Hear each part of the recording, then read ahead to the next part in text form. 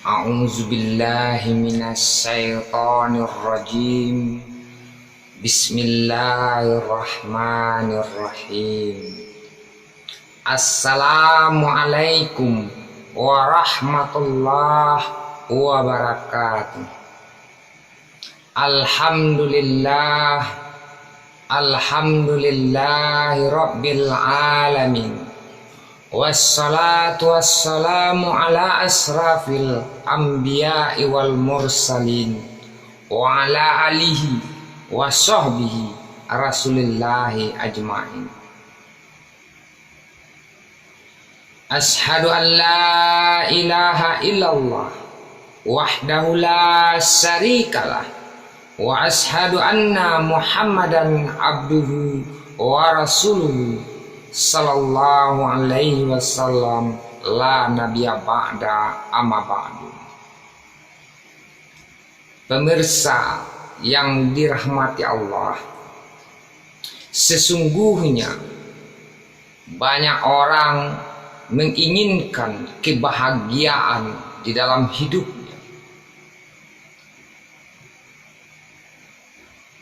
dengan berbagai cara mereka lakukan untuk mendapatkan keinginannya.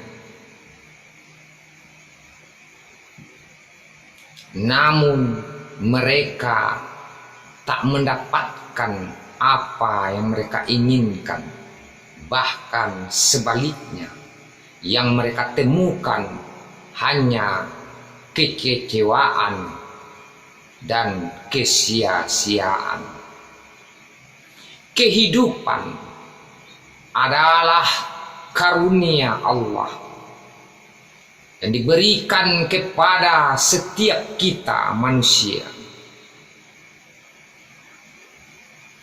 Allah berikan kehidupan yang menyenangkan, kehidupan surgawi, di mana dahulunya nenek moyang kita Adam dan Hawa menikmati hidupnya di alam surganya.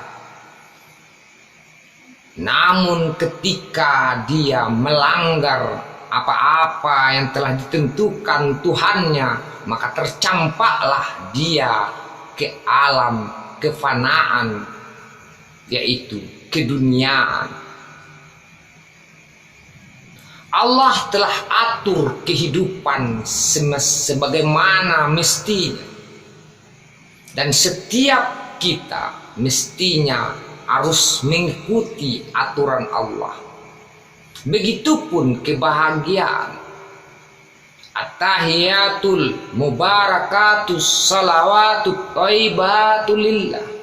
Segala kebahagiaan, kebaikan, keberkahan, keselamatan Allah yang punya.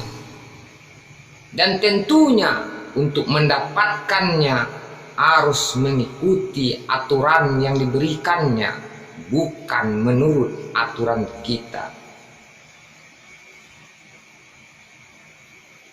Baiklah, pada sebelumnya kita telah membicarakan tentang kesehatan. Kenapa kehidupan tidak dinikmati sebagaimana mestinya? Karena kita tidak sehat.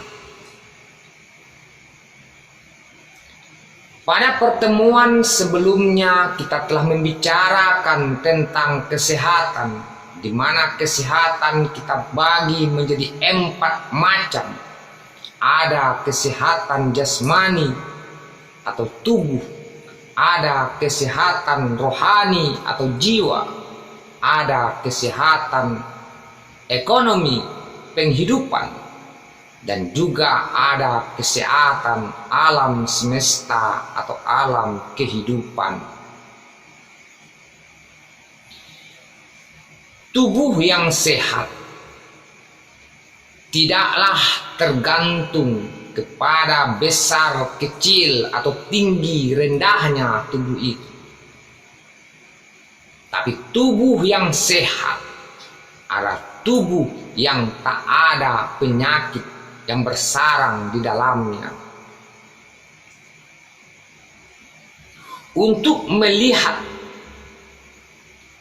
tubuh tak bisa satu-satu. Kita mesti melihat secara keseluruhan. Fi anfusikum afala tubsirun. Pada dirimu, tolong engkau teliti, tolong engkau riset secara keseluruhan.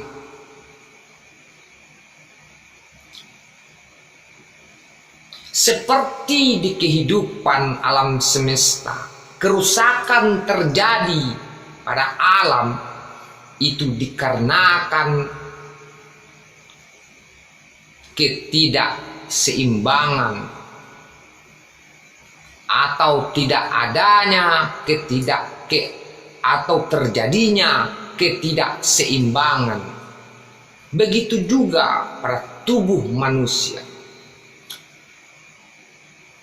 Ketika terjadi ketidakseimbangan pada tubuh, maka timbullah kerusakan-kerusakan pada tubuh itu. Dan inilah yang disebut dengan penyakit pada tubuh manusia. Kita tidak akan membicarakan tentang penyakit, tapi kita membicarakan tentang bagaimana agar tubuh bisa sehat dan menerima kehidupan sebagaimana mestinya. Dalam Al-Quran Allah telah katakan bahwa sungguh Allah telah ciptakan kehidupan alam semesta dan juga tubuh manusia dengan seimbang. Ketika terjadi ketidakseimbangan, maka rusaklah alam, termasuk alam atau tubuh manusia itu sendiri. Maka untuk mengembalikan kepada keseimbangan alamiah, maka tubuh butuh direset ulang. Seperti pada HP Android yang ada di tanganmu, ketika sistemnya terganggu atau tak berjalan dengan baik, maka HP itu butuh direset ulang kepada setelan pabriknya. Karena keseimbangan pada alam adalah sebuah sistem yang diberikan Allah di dalam kehidupan, baik itu kehidupan pada diri kita atau pada tubuh kita maupun pada kehidupan alam semesta. Dan tubuh juga memiliki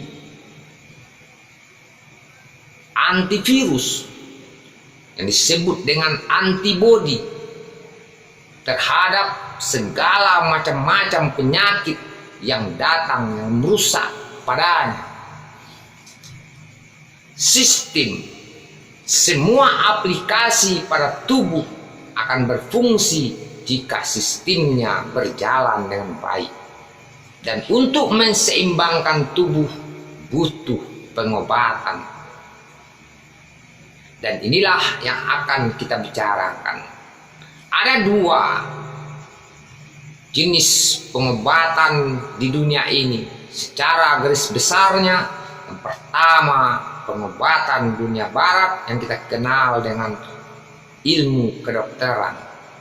Yang kedua, pengobatan dunia timur yang disebut dengan pengobatan alternatif. Pada pengobatan alternatif, banyak macam dan ragamnya atau teknik pengobatannya. Ada istilah refleksi, akupunktur, bekam, pijat tradisional, moksa, dan lain-lain sebagainya. Dan setiap daerah pun memiliki teknik pengobatan masing-masingnya. Namun yang akan kita bicarakan pada pengobatan teknik pengobatan Al-Hadi yang kita ambil dari teknik pengobatan tradisional Minangkabau dan kita gabung dengan pengobatan Jepang dan Cina. Di zaman dahulu di Minangkabau,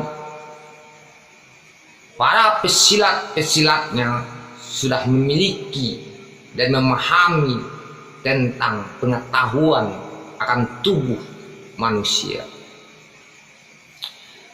Sehingga dengan pengetahuan akan tubuh itulah, maka dia bisa melumpuhkan lawannya tanpa melukai. Karena dia bisa merusak sistem tubuh tadi yang bisa menyebabkan kematian para musuh-musuhnya. Atau istilah di Minangkabau disebut dengan gayung urek. Dari sinilah timbul pemahaman akan cara pengobatan. Dalam pengobatan Jepang ada istilah titik subo. Titik subo ini adalah titik di mana terjadinya penyumbatan aliran darah, juga penyumbatan sirkulasi angin, larinya atau tidak setelnya urat atau terjepit. Antara titik subo ke titik subo lainnya itu terhubung pada sebuah rangkaian, dan rangkaian ini melintas ke seluruh tubuh dan akan melewati organ-organ tubuh. Rangkaian ini ada yang melintas secara vertikal yang disebut dengan K, dan ada yang melintas secara horizontal disebut dengan raku, dan ada yang melintas secara diagonal disebut dengan KK. Dan organ-organ tubuh yang dilewati ada organ-organ vital yang istilahnya ada organ zoo. Di antaranya jantung, hati, lambung, paru-paru, limpa, dan lain sebagainya. Juga ada organ fu. Organ selain dari organ zoo itu disebut dengan organ fu. Kalau di Cina, rangkaian ini yang menghubungkan antara titik subo ke titik subo lainnya yang melintas baik itu secara vertikal, horizontal, diagonal, itu disebut dengan rangkaian yin dan yang. Sedangkan aliran atau energi yang mengalir pada rangkaian disebut dengan aliran qi. Kalau kita umpamakan titik subo pada sebuah rangkaian listrik, saklar itu adalah titik-titik subo. Sementara rangkaian atau kabel listriknya yang mengalir aliran listrik pada rangkaian listrik itu disebut dengan rangkaian yin dan yang. Sedangkan lampu atau bola lampu yang dihidupkan oleh listrik tersebut itu disebut atau dikatakan dengan organ pada tubuh manusia. Sehingga ketika ditekan pada titik saklar atau titik subo, kita bisa menutup atau membuka aliran listrik, sehingga organ tubuh atau lampu bisa kita matikan ketika kita tekan pada titik off-nya atau meng-off-kannya atau meng-on-kannya, membuka, maka dia hidup kembali, terbuka atau tersalurlah aliran energi ke dalam rangkaian sehingga menghidupkan lampu dan barang-barang elektronik lainnya. Umpama begitulah tubuh kita manusia. Dan titik-titik subo ini pada tubuh, menurut penelitian ada 365 titik sebanyak bilangan hari dalam 1 tahun. Baiklah, kita untuk lebih jelasnya akan pemahaman tentang pengobatan ini, atau kita beri nama istilah pengobatan dengan teknik pengobatan totok akupuntur, gabungan dari pengobatan Minangkabau tradisional dengan pengobatan Jepang dan Cina.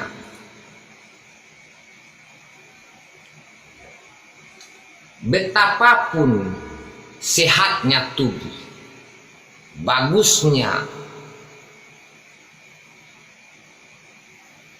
kondisinya, namun jika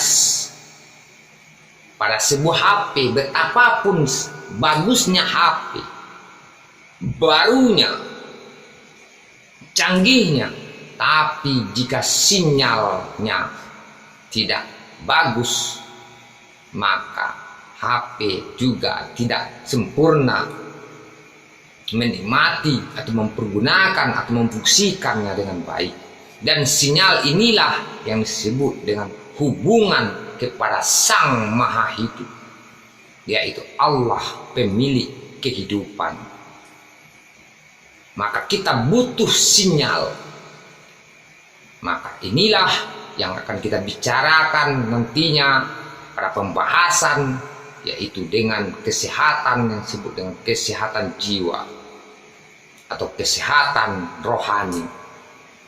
Bagaimana Allah katakan, beruntunglah orang-orang yang mensucikan jiwanya dan merugilah orang-orang yang mengotorinya atau memberi penyakit padanya, sehingga tubuh tidak berfungsi dengan baik, sehingga kehidupan tak ternikmati sebagaimana mestinya atau laksana kehidupan surgawi tersebut.